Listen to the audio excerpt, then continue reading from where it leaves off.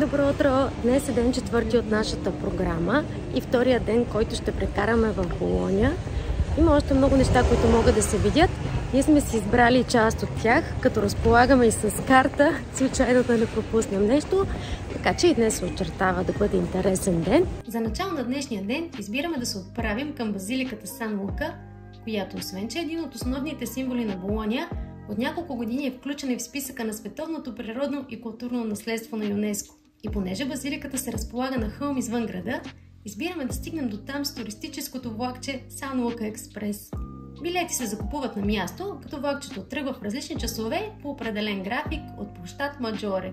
А пътуването се оказа забавно преживяване, като успяхме да научим и някои интересни факти за града, благодарение на импровизирания гид.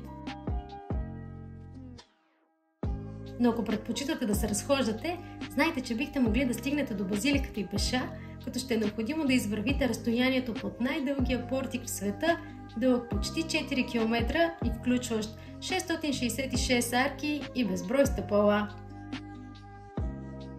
А самата базилика изглежда особено впечатляваща с архитектурата си, която е съчетание от различни стилове. Фасадата е в стила на романтизма, тъй като в днешния си вид сградата датира от 18 век. Вътрешността й обаче е предимно в готически стил с препратки към Ренесанса. Базиликата е позната също и като Санта Каса, тъй като се е превърнала в дом на икона на Дева Мария, която е смятана за чудотворна. Входът към храма отново е безплатен, което важи за почти всички религиозни сгради в града, така че ще е необходимо да заплатите такса единствено, ако решите да се изкачите до панорамната тераса на върха. Оттам ще ви се разкрие невероятна 360 градусова гледка, както към града, така и към околията.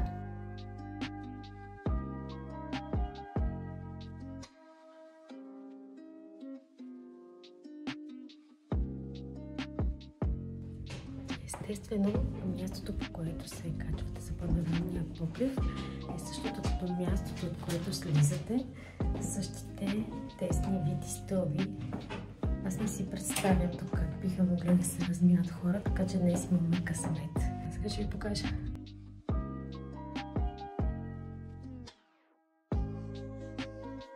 Но дори да изберете да не се изкачвате по тесните стъпала, отново ще имате възможност да се полюбувате на простора, тъй като, както вече споменах, самата сграда е построена върху хълм.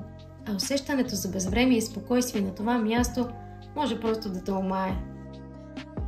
В Болоня могат да бъдат посетени множество музеи, затова, веднъж върнали се отново към центъра на града, се отправяме и към музей Давио Барджелини, помещаващ се в дворец, построен в бароков стил. В музея могат да бъдат видени интересни и редки предмети, свързани с историята и културата на болонезийците, като сценичния театър за марионетки